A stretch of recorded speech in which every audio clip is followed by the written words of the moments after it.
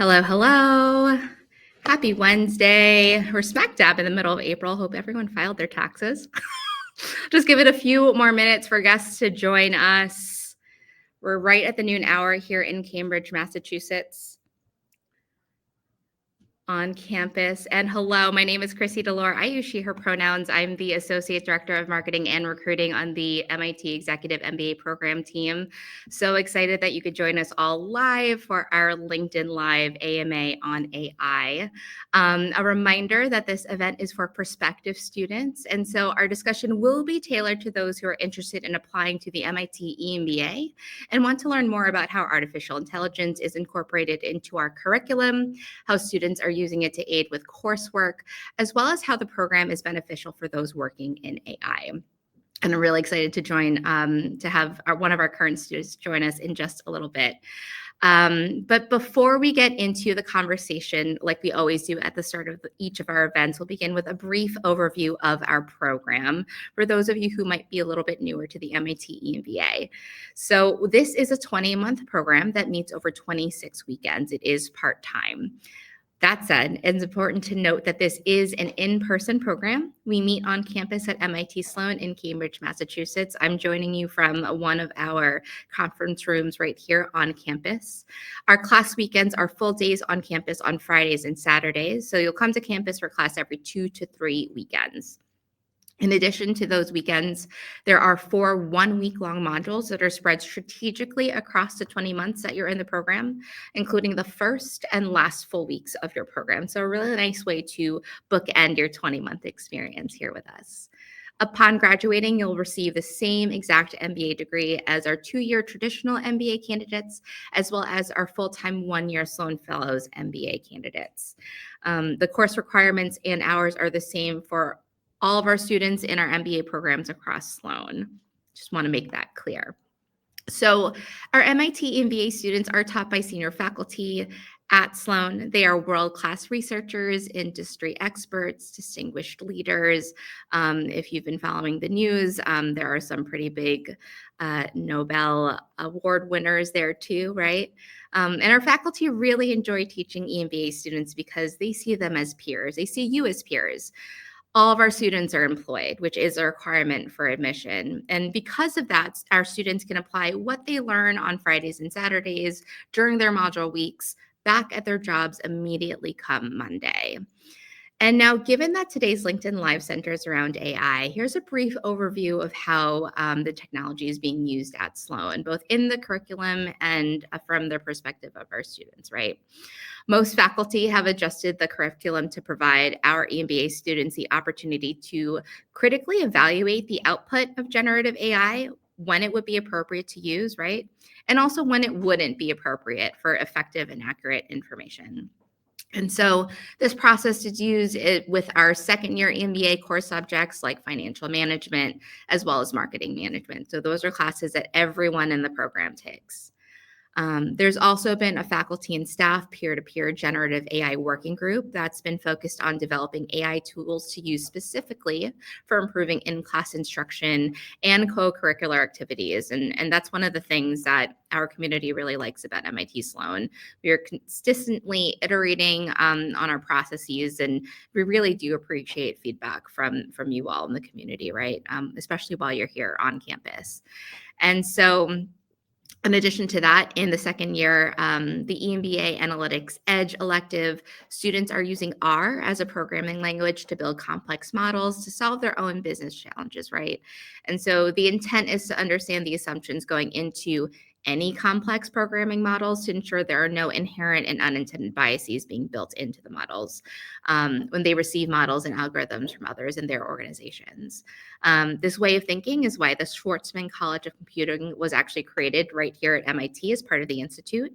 And while MIT is future-focused, it's also ethical and humanist in its approaches to advancing science and ideas. And just a reminder that MIT Sloan is really where we're at the intersection of science, technology, and management. And that's hopefully why you all are here.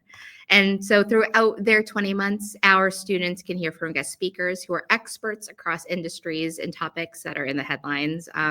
And in fact, earlier this month, our EMBAs welcomed guest speakers Janine Coravasis, VP of Finance at OpenAI, as well as Ramin Hassani, co-founder and CEO of Liquid AI, who also happens to be a machine learning scientist at MIT CSAIL. We love our acronyms at MIT, so CSAIL stands for Computer Science and Artificial Intelligence Lab. Well, feel free to check that out as well. So now that we've given you a brief overview of the program, let's get some insights from inside the program. And for this, there's no one better to chat with than James Villarrubia, EMBA 25. Hi, James. Hello, hello. How's it going? Good. So glad that you could join us here. And so, Happy to be here. yeah. And so, just a reminder before I have you formally introduce yourselves, for those of you who are live on LinkedIn, please don't forget to drop in your questions into the comment section in the event. We'll get to as many as we can. And of course, if you have questions for James specifically, please don't hesitate to ask. So James, tell us a little bit more about who you are, what industry you're in, your title, and all that good stuff. What Sure. do people know about you? So I'm James Villarrubia, he, him pronouns. I'm in the EMBA class of 2025, so almost done. I am broadly speaking sort of a CTO and applied AI leader, but I'm currently serving as the Presidential Innovation Fellow for NASA Aeronautics. And my job there is really sort of helping scientists and engineers integrate AI into their actual day-to-day research and collaboration. Awesome. And so to start, where were you at in your career that made you begin thinking about pursuing an executive MBA? What was happening in your life 2+ years ago? And you were like, you know what, on top of everything I have at home and at work, I'm also going to go back to school. Yeah. Well, I think it all sort of converged on this timing and opportunity for me, particularly after the pandemic. My wife and I had moved to Western Massachusetts, and I was like, okay, well, this is not terrible from a commute perspective. But I think I had been thinking about an MBA and particularly an MIT MBA for a long time. I started my career in the federal government and sort of quickly rose up as a statistician and Lean Six Sigma guy, and then was sort of working at the White House, the Pentagon, but I kept getting sort of further and further away from the actual tech. And at some point I threw my hands up and said, no, I don't want to buy cloud, I want to build cloud. So I left and did a series of social impact startups from cryptography, education, healthcare, et cetera. And as I sort of re-ramped up into the leadership situations and the leadership positions, I found that while a lot of my conversations were still around sort of code and then became more around architecture, at the end it was a lot about finance. It was about sort of thinking about sort of organizational health and culture, and it was even sort of accounting decisions and thinking about sort of how your financing makes you perceived in the market for investors. And if you can't raise money, if you can't make money, if you don't have a good story for that, then you will not succeed as a business, even if your tech is awesome. Yeah. So I think that was I saw a key gap in my skill set, and I said, okay, I can fake this a little bit, but at some point I actually really do need to learn. And if I'm going to learn, if I'm going to spend this time and this money, I want to learn from the best in the world. And then of course, living near MIT is okay, this is my shot. So I only applied to MIT. It was, I felt like the social impact, the mission, and the entrepreneurship elements of the MIT MBA program were just perfectly aligned with me, and I didn't really see that in any other program. That was actually going to be my next question for you. What about the MIT MBA stood out for you? But you answered that. But is there anything else? I think that I guess now that you are rounding out your 20 months, is there something about the cohort, the experience that you found really valuable that you didn't know about prior? Yeah, I mean, I don't think it'll be any surprise to people who are considering this, but I suspect a lot of people go into MBA programs and EMBA for the letterhead, for the vellum at the end. It's hey, I have a degree from MIT or wherever it may be, and I think that's sort of the base level assumption, and you sort of hope in your heart of hearts that it's going to be more, that you're going to get more, and you say, okay, well maybe I'll just build a nice network, and that's nice. What I thought was sort of surprising, sort of even reflecting back, is it's it was humbling to say, oh yeah, I actually learned a lot, even way more than I expected from the classes, and then also from my peers. And it's like, yes, I have a really great network and I have close relationships, but I think it's not simply that I have a network from just like a acquaintance level. It's like I have peers that I could call and say, hey, I'm working on this really great project. I think you're perfect for it. Can you help? And they wouldn't ask for anything in return. That's like, yes, that's a great idea. That's a great project. That's a great mission. Yes, let me see what I can do. Let me see how I can help. And I think that was surprising in sort of how good it was. And then I think sort of that last note is that there are also a lot of professors who are willing to have that same conversation. I think our marketing professor, which I said love that almost every example that she brought up in class was, oh, so I had this old, MBA student come to me and ask me this real interesting question about their sort of weird tech product. Let's talk about it. And that was her case study, was just stories and questions that other students had brought to her before. And like just her sort of willingness to say, yes, like even after you graduate, I'm willing to help you with this stuff, was really heartening. I was like, oh, this is the right community for me. These are the people I want to be around. So again, sort of wrapping up my 20 months here, it definitely feels like a great decision. Awesome. So we obviously love to hear that. And so for those of you who might not know, Catherine Tucker is our marketing professor. She's also the faculty director of the program. She is wonderful, has been with our community for a very long time. And I think to your point, James, again, like going back to that, the bullet that I mentioned at the top of the hour, our faculty really see you all as peers, right? You are all working individuals, like full time. You're in the weeds of whatever your industry is in, and so they are looking to you on what's happening on the ground, what's happening live in real time.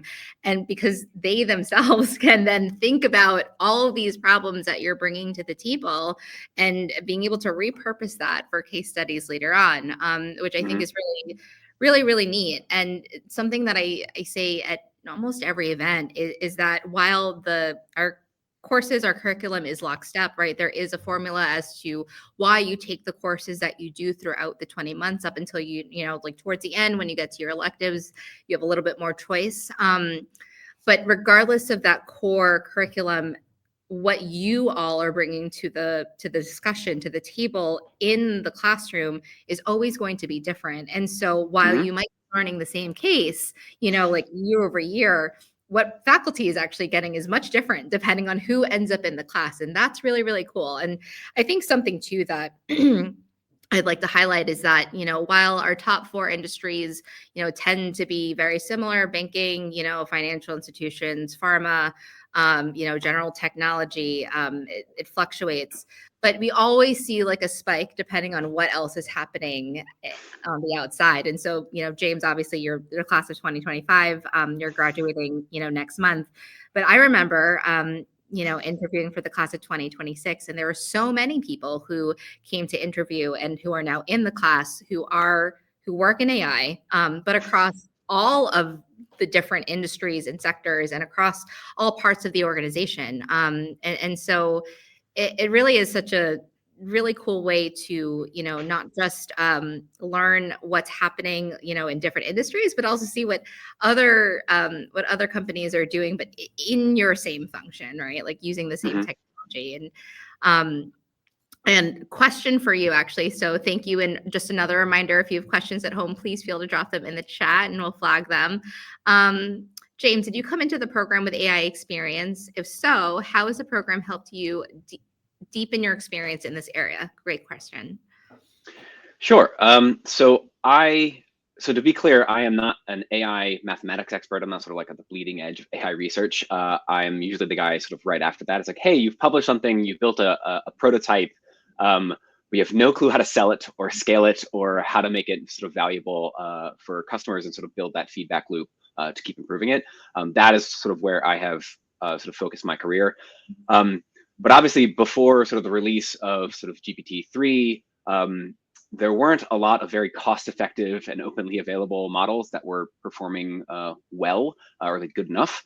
I think some of the 2017 sort of Google sort of transformer models were okay. They were a good start for sure. So I think my prior experience had really been sort of tinkering around that, saying, okay, is there low-hanging fruit around some analysis? Can we throw this into a deep learning model, or is more traditional machine learning maybe the appropriate approach? But that was always sort of a question. And then of course, GPT-3 comes out, and the price point of accessing that model drops precipitously relative to sort of the other models out there. And suddenly it was like, all bets were off. And I think it has, obviously people know, it has shaken up the industry. And I had just joined NASA sort of to help them with an AI solution around NLP and document management. And I, had this architecture in my head of like, oh, okay, I'm gonna have to build sort of a poor man's version of a lot of this stuff from what I can find open source and what's been published, because we don't have billions of dollars to train our own LLM. And then of course an LLM got released, and it's like, oh, we have to again pivot our whole strategy. And I think so many companies are dealing with that. So when I got into the program, I think what was sort of striking was that while the program wasn't necessarily focused on, hey, here's how you do AI, there's certainly classes for that. I wasn't necessarily in need of, oh, I need a refresher on Python and R was not really my problem. But it introduced a lot of questions around sort of how you think about sort of AI risk and governance and marketing, and how you think about your talent pool. And I think that was sort of the biggest theme that sort of emerged from the MBA program, is that I think one professor referred to us as reformed technologists. It's like at some point when you dig deep enough, it's not actually a technical problem. It's probably a culture and political problem. It's a process problem. And I think suddenly when you start seeing like people like the approach of sprinkle AI everywhere on everything, and tell everyone about it so they invest in your company, that is starting to wear thin now. And I think people are saying, oh, some companies are just sort of light wrappers around these models, and some are really thoughtful. Some are producing real value. And I'm sort of looking at them and saying, okay, well, yes, value is important, but who has the right culture? What are the companies that are sort of have that sort of feedback loop, that have built themselves to grow and scale, and sort of really engage the market in a thoughtful and competitive, strategically competitive way? And I don't think prior to the MBA program, I would have had that sort of nuanced view to say, look out in the market and say, oh, I can read your financing, I can read your press statement, and sort of see between the lines of like where you're struggling and where, oh, maybe you are a group of technologists who don't really know how to make a business. And I think we're going to see that sort of collapse soon in the market, is my guess. Of sort of like those big companies, or big investments where, great, you've got great tech, but if you can't sell it, if you can't monetize that, and if you don't know how to connect it to real value and real people, like what are you doing here? And yeah, that's again a lens that I definitely picked up and strengthened at MIT. Thank you for sharing that, and I think that really points to the school as a whole, is very mission driven. That is a common thread that you see with all the members in our cohort, right? And the EMBA, we have our own mission, which is to empowering, connecting leaders to redefine our shared future. And so really just like the fact that we do have people like you, James, who are thinking about how are all of these things, right, that we're creating, like what happens like after, right? And is, I think one of the things that comes up often in interviews is that, yes, we all work at businesses. Yes, we all like need to make money. But ultimately, who are we serving? We're serving people. We're serving each other. We're serving our communities. And so I think that lens is so critical. And one of the reasons why, I hope you all who are joining on the call are really thinking about that, right? As if you are considering applying to the school, because I think to your point, you can get an MBA anywhere. But I think when it comes to culture, right, and like, where your priorities are, that's that mission driven piece is part of that. Switching gears a little bit, we got another great question from Shreya in the chat. Can you expand, James, on how students are using Gen AI or other AI tools to collaborate, enhance productivity, or ideate smarter during the program? And I'll just, before you get into that, we do have both a mix of individual work, but also there is a lot of group work too, right? Which can be complicated when everyone is from all over the globe in different time zones. And so, yeah, can you elaborate how, you all are using AI in your courses and how that's working or not? Sure. So I think sort of this class, I think I'm in the, I guess, sort of like the millennial version of the MIT cohorts. Is like millennials. Like I remember like, oh man, I went to like grammar school. And I was like, oh, we got like this, the computer lab, and you played Oregon Trail. Yes. So like I would view sort of millennials, the Oregon Trail generation, as this sort of like the bleeding edge of born in a sort of pre-digital native and sort of were the first generation to experience this and craziness. And then we graduated college, a lot of us, and we had to sort of invent the social media industry as a whole area of profession. It was just like a little widget thing. Oh, a cool website. Suddenly it's an industry.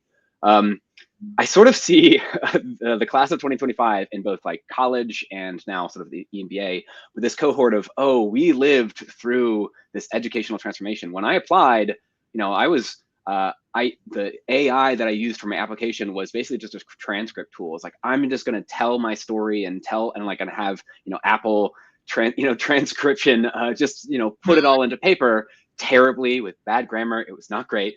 And then I'll just edit it, but it helped me get out my ideas very quickly. And then, of course, a few months later, AI comes out, and ChatGPT comes out, and sort of, again, we're off to the races. And of course, the professor was like, well, like, you can't use it. Okay, well, you're probably using it anyway. Okay, like, let's figure out how we use it, and okay, how you report that you use it, and sort of bring it today. I turned in a paper last night where I sort of put a footnote on the front page of like, you guys said we could use AI, and I leaned into that for this paper. This was my final paper for MIT. It's my experiment of like, I'm going to go whole hog into this.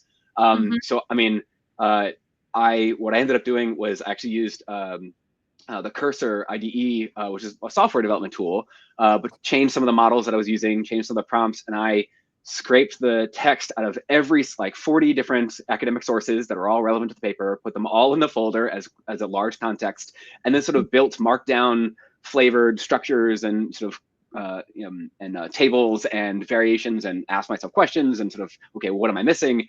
And just sort of kept iterating on that sort of massive collection of data until I had what was, I thought, okay, paper. It wasn't great. It was very long. And then I still had to do the human part of like cutting it down and say, okay, well, like, that's a terrible idea. No, that's not what I said. That's not what I wanted. But I think it was a marked difference in my memory of like, oh, this was a very different like research and paper writing experience. And I wanted that. I leaned into that. But it was different from just like a year and a half ago. I think that every professor is going to have, and every class is going to have their own flavor of rules. And I do think that there has been, some acknowledgement that, yeah, this tool is actually pretty powerful, and we do want to find a way to make it useful in the classroom. The way that I have, I think, excluding the sort of last big push, the way that I have found it most useful, and I think my classmates have found it useful, is really not on the paper writing, but on sort of the paper reading, the ingestion. It's that meta learning, critical thinking, metacognition sort of elements. For one class, it was in sort of, I think, global, like macroeconomics sort of, with some global politics mixed in. Their work was just so far out of my wheelhouse. I was like, I have to read a lot, and I have no clue what they're talking about. So I'm not an econ person. So I said, okay, I'm going to solve this like an engineer. So I scraped all that text, dropped it into Notebook LM, and for every individual document, I produced a podcast. And then I would listen to the podcast on my drives back and forth to MIT. And then it presented with me with like, oh, I have just enough understanding. So now I can go back and actually read the original article with some framing and actually look like, okay, here's the case I think it's making. Is it making that case? Do I believe it? Now I can actually ask critical questions on my first read, as opposed to having reading multiple times and not really understanding it. And it's like, oh, I think I get it. I could sort of have an understanding of the paper before I actually started it. And man, that switch of being able to sort of critically read a paper on a topic that I don't know much about was just sort of life-changing. And I ended up, from a collaboration standpoint, once I did that, I was so happy with it. I just shared a Google Drive of all of those recordings with my class, and they're like, oh my gosh! So people on the plane were like downloading. Some people were flying from Greece to London, then to New York, and then to Boston. So like they were like, oh yeah, it was my entire plane ride was all of these podcasts that you had generated. And just like, and then they're, well, how did you do this? And I was sort of sharing with them, okay, here's the steps and here's how you do it. So I think that we have all learned as a class that there are tools and ways to sort of better our education. And I think, the phrase, enhance the educational value, or something of that flavor, is like, do what you think is actually going to improve your educational outcomes. You're an adult. We're not, we're going to be super sticklers. And that, I think, approach from the professors has been really good, because it has left us a lot of room to experiment and try, and then really be sort of reflective of, oh, that I was actually felt much more prepared for that classroom, and I enjoyed the class because I could ask good questions, because I understood what was going on. And I think that is and will continue to be probably the greatest value add for AI, is really helping people ingest topics and information at a scale and a quantity and a precision and fidelity that they really have not been able to before, just for time constraints or expertise constraints. Thank you so much for sharing that. That is fascinating, to think about. And I think too, and it's not a surprise, right? But how your lens and how you're using AI and and the tools has changed in like a relatively short time frame, right? And so this is the other part of this too. It's like we're presenting this AI like AMA now, like, to be totally transparent, this is the first time like we as a team are, from the EMBA side is presenting specifically on AI. I anticipate some of this not really either, like being outdated, like in a year from now, if we were to do this, like that, we would have more things to talk about. And so I think that's the fact that professors are able to give you that freedom and that space to really ideate, and to your point, like you are all adult learners, and how can we again critically think about these tools in a way that it just wouldn't happen, I think, in an undergraduate experience, or even before that, right? When you Right. all right, you're coming at this with I think one of the things that I often talk about is um this program is so different. Like, not only are you've had X amount of experience under your belt, right? And a reminder to, everyone joining our call, that we are looking for at least 10 years. And so we're looking at mid-career executives, at that stage in their career. And so your lens of the working world is so much different than, if you were recently out of undergraduate school or high school, where, you don't have all of that nuance. And so, all of the things that you're learning now, that you are being able to throw back into like a real time experience. And I think that's the other thing. It's so often I hear from alum or from current students is that you'll learn something like over the weekend and you'll be like, oh, like that's a framework I can use like immediately because we're dealing with XYZ. And like the problem itself is probably very similar across the board, but like the context is going to be different, the nuances are going to be different. And so thank you for sharing that. And I feel like this leads into a really nice question, a little bit from Alex. Can you talk about your experience commuting into Cambridge for the program? You talked about being able to create these podcasts, and so like for the other commuters, what is that experience like? Not being super super local to the area.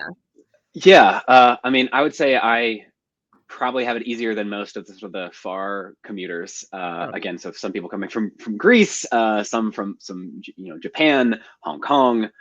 So there are some long trips, and I used to commute from Hong Kong to back and forth to Jersey a lot. So I know it can be rough. So my commute was like 2.5 hours, 3 with bad traffic. So I could leave sort of Thursday night, after sort of most of the traffic had let down, cross Massachusetts and park, sleep and sort of wake up the next morning, Friday, ready to go. So it wasn't actually pretty terrible.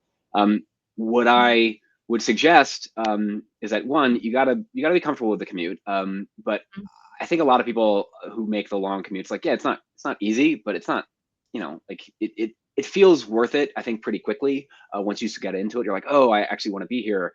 And I think, and you probably hear this a lot from other alum, is that the people who live very close, and it can go home like right after class, actually miss out a lot on some of the program. because a lot of the joy and the fun and the relationships is really what happens after class, right? So I've come in, I'm not going to drive all the way back out to Western Massachusetts. So I have a hotel and I sort of budgeted for that. So I'm in a hotel with my, a lot of my other peers. So we're going out to dinner together. We're having drinks. We're talking about like classes. We're talking about what we learned and like our jobs. And we sort of like, again, sort of come in and out of Boston. So we might talk about how we had a bad week or a tough week at work or something coming up. And then we leave and we come back and, these peers are asking, oh, like, hey, how'd that meeting go? And, oh, like, did you end up using what you talked about in class, what you talked about last time at dinner? And that peer sort of feedback loop of other learners that really only happens over dinner and lunch and sort of that like social time is actually pretty critical to the experience. And I think one of the regrets from some of my classmates is that they were not here enough for that, because they did go home right after. And like, yes, you're always tired. We're all tired, but sticking, like while you have the opportunity to sort of build those relationships, that time does actually really matter. So if you are planning for some sort of commute schedule, out of state or whatever it is, make sure you are sort of leaving room for that in your travel plans.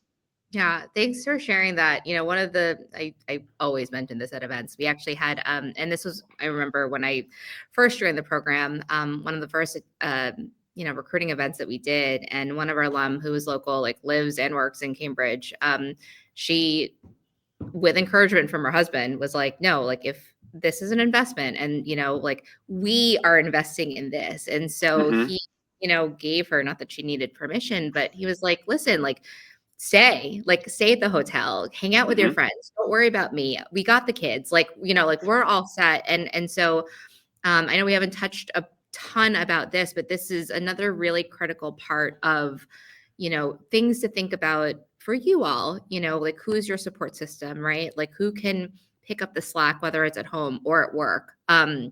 So you can create that time and that space to be here, because, 20 months, like it seems like a long time.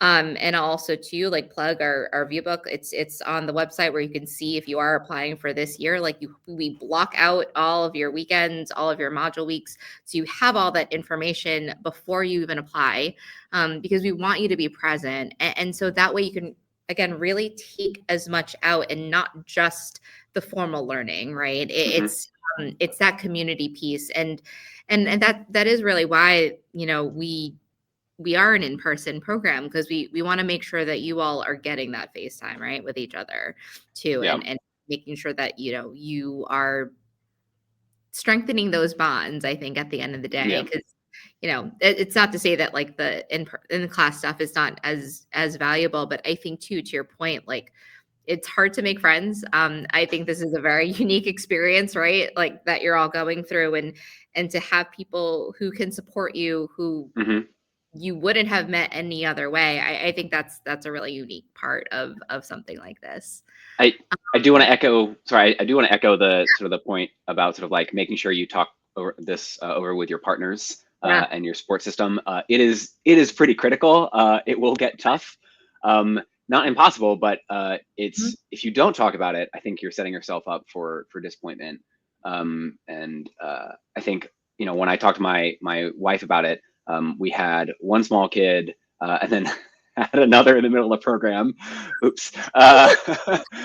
Maybe not our brightest decision. But we sort of knew the constraints of what was going on, and she refers to it. I gotta love her. She refers to it as our degree, and she wants that to pay dividends, because she also runs an interior design business. And she's trying to hire an accountant and trying to do all these things. And I was like, wait, I have a class. I know accountants. I actually can help answer some of these questions. So I think that she knows that when she's home with the kids, that it's two kids under 3. That's tough for a Friday and Saturday, as to play the single parent role. And she knows that's a sacrifice, and I also know that is a sacrifice, and that is hard. And if she hadn't been sort of so gracious and willing to do that, to give me the space to stay, I don't think I would have gotten as much out of it. And I think, again, sort of her framing of this is our degree. I want us to succeed in this situation. I want to, like, if we're going to pay for this, I want to squeeze every ounce of awesome out of it. Good, That was, right? yes, that was I think a good framing for her and for I to sort of approach it. Yeah, thanks for sharing that. And that's, not to belabor the point, but this is also an opportunity for you to think about who, at work are you going to Hmm. tap into, because you are going to be needing to take time away, right? And while yes, you're going to be bringing so much back to your organizations, that's also helping everybody else around you, right? On your teams, people, your peers, anybody that you're reporting up to, like everyone is benefiting from the ROI on the experience, not just you as the individual. And Hmm. so this is just like a really nice reminder that, while you continue to up level, and while, like, again, like, James, you're going to walk across the stage like with your degree, right? But like there were so many other people that like helped you get to this point. And so this is something I, again, like to remind people, like, again, think about the people in your network, because you will need them throughout this time, Hmm. right? Another great question from Patrick. Thank you for sending that in. Are there some not so obvious areas or unconventional use cases where you see AI being utilized in the near term, either in the program or generally? That's a great question. So yeah, sort of putting my sort of industry expert hat on a little bit. So I think that the big change for sort of the GPT models was not the release of GPT-3. It was a good model. I would say that the big change was actually the release of Chat GPT, Mhm. and not because the technology was like infinitely better. I was like, okay, it's increasing and getting better at a nice pace, but it was a bit more linear. What the difference was that suddenly it was the form factor, so the user experience and the availability that changed, and suddenly it's like, Mhm. oh well, like I don't need an expertise to sort of get at this model. Like anyone, anyone and their grandma can like log in and like fiddle with it, and like that freedom and flexibility and access and the sort of ease of use is what sort of I think lit the world on fire. And I Mhm. think that so that was great for like the chat experience. I think we are now in the space of, okay, well now we have to do a whole nother iteration of, well, what is that? What if chat is not the right experience? What are the other ways that we engage and can engage with AI or agents or anything that might look different than chat, because chat is just inappropriate. Chat is real time, doing this, like, oh, I get a response, I get a response. It's, nice little quips and responses, a couple Mhm. paragraphs maybe. That is not the best way to work with all these tools. So I think that the market is probably doing a lot of that, and I think that is going to impact how people, like this is what we're looking at NASA, is like how people do research, how they think about sort of long-term data, not dictionaries, but sort of data sets that are like easily accessible by AI. The context windows are getting better, and even when you sort of fine-tune AI on that data, it's okay. If you overload the context window, it starts to decrease in quality. So there's some challenge about sort of how we navigate that sort of new business user experience of AI and all the flavors that will take. I certainly think that will impact education and future students. I will say, like, one of the things that we've been sort of tackling at MIT and then sort of recently published a couple papers on, and sort of the human-centered design approach, is that AI is really good at telling you what it knows. It's also pretty good at telling you what it doesn't know, in a sense, like it'll lie.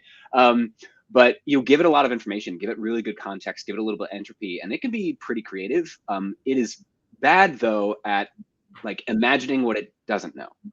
imagining things that don't exist. Pretty bad at that.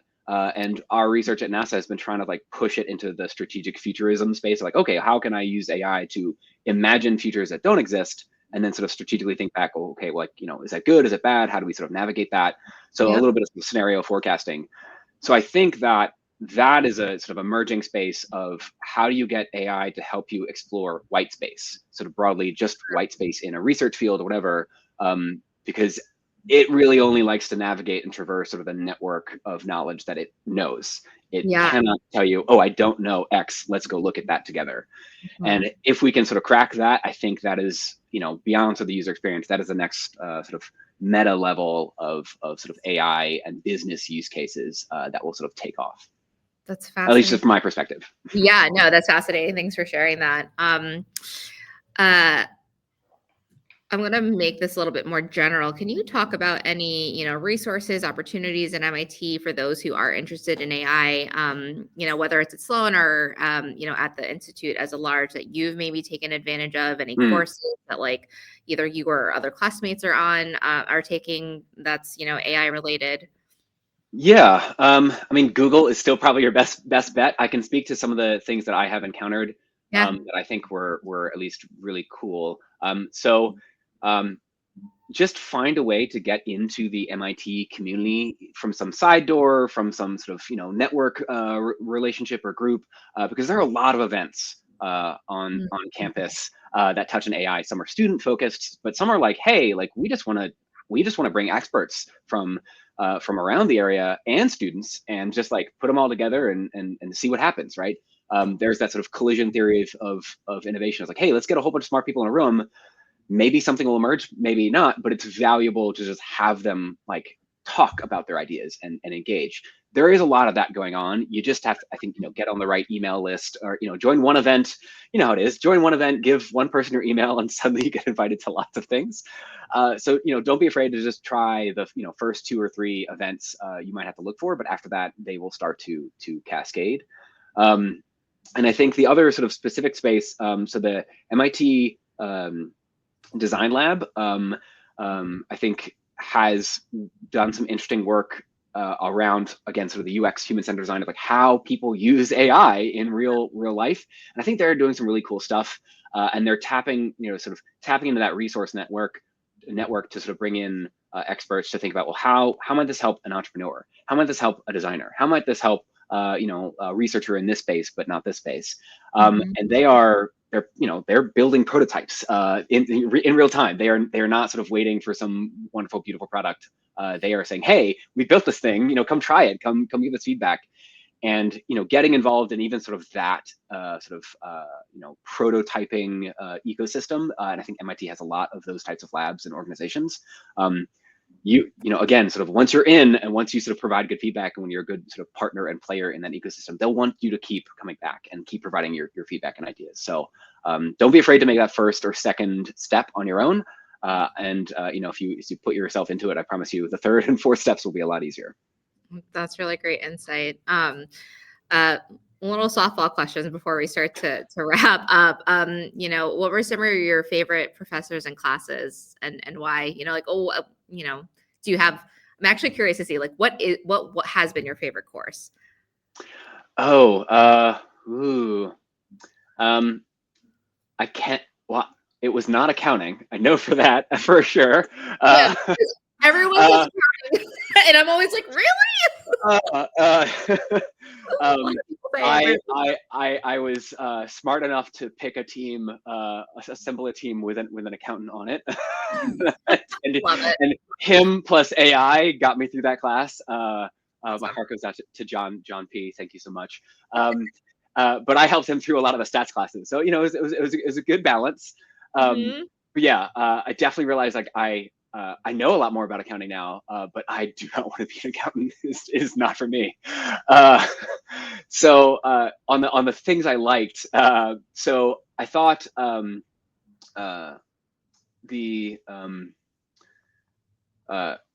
would say like marketing. It was a space that I had sort of dabbled in as sort of having started and run a few startups. It was like, great, we can't afford a full-time marketing person. You're the CTO, so you also have to build the website. We also build like the email campaign. So your foot is in a lot of marketing automation, particularly when you're trying to scale. So I felt like that experience of just like throwing everything at the wall, a lot of A/B split testing, just like I'm guessing. And to have a class where it's like, hey, here's actually the research around sort of the methodologies and approaches and frameworks to think about marketing from a competitive standpoint, from a positioning, from a flexibility. Is like, hey, what if your customer base changes? Hey, what if like the product and technology changes underneath you? Can you pivot? Where do you go? And so like I don't know, I love the professor. She was always available. Her stories were great. But I think the content was also really good. And tip to all the other professors out there, she would give like 2 or 3 page summaries of like, here's everything I think you should like really remember when you leave here. And Yeah. so I have my little like marketing like Bible of sorts. Like, hey, it's like if I ever have a marketing question, I go here, and it gives me not the answer, but it gives me, I think, the right terms and frameworks to Google and say, great, this is the framework I want, and here's my real issue, and then mash them together with AI, and so you've actually got a really robust, start to a marketing plan Yeah. without being an expert. It's it's the 70% solution, which is much better than what you could have guessed on your own. So I found that class really great. That's awesome. And I think too, like that's another thing I hear from countless alums who have like different ways on how they've been able to kind of curate like all the things that they've learned, in their own little various personal databases that you'll have, right? Like forever. And I think that is, that's the other thing. It's, you're going to continue to use a lot of what you're learning, beyond graduation. And so again, like while this is 20 months, I think that the learning is just it's forever. Mm-hmm. And also too, like the network and the community, like I always remind people, like, be really clear on what you want, like, before you join, because, there are only so many hours in a day, because there are probably some things that you can do, like, after you graduate, but, like, what are your key priorities for, like, while you're in the program? And so, as to wrap, James, what is one thing that you want to leave everyone on the call here today? Any final words of wisdom, piece of advice, something that you wish you knew before you applied or started? I'll leave parting words for you. Yeah.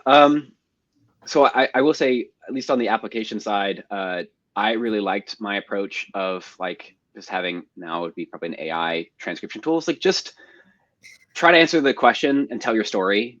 And you can tell it five or six different ways. It can be really long, but just like get it out, get your story, get your narrative out. Don't worry so much about the framing and the nitpickiness yet. Oh, I got to squeeze in this factoid.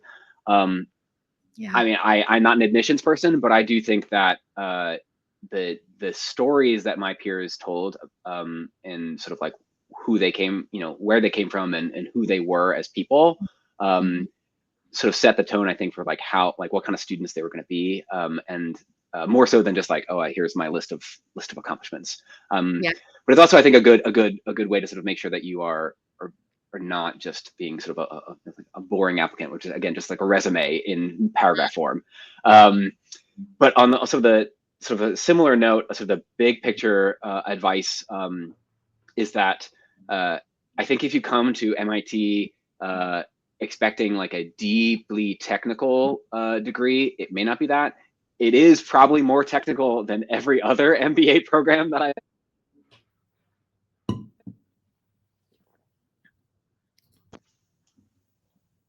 Awesome. Thank you. Did you? So yeah, Oh, sorry. I had phone. Someone called me. I was like, nope. But, okay. so it is it is, they're definitely more technical, and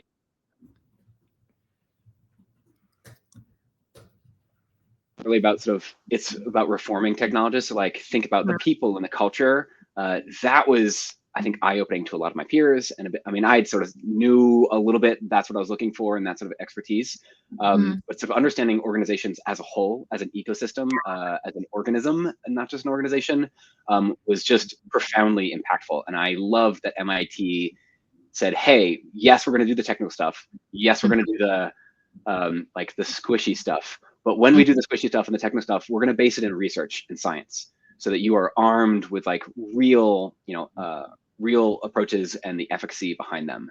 And that has, I think, been just a linchpin for success for myself and a lot of my peers who are sort of like bringing this work back into their organizations. Amazing. James, thank you so much for your time. Obviously, you are very busy with all of the things, but thank you for joining us. And, we'll see you on campus next weekend. All right. Yeah. But thanks again. Right. Yeah. Thank you.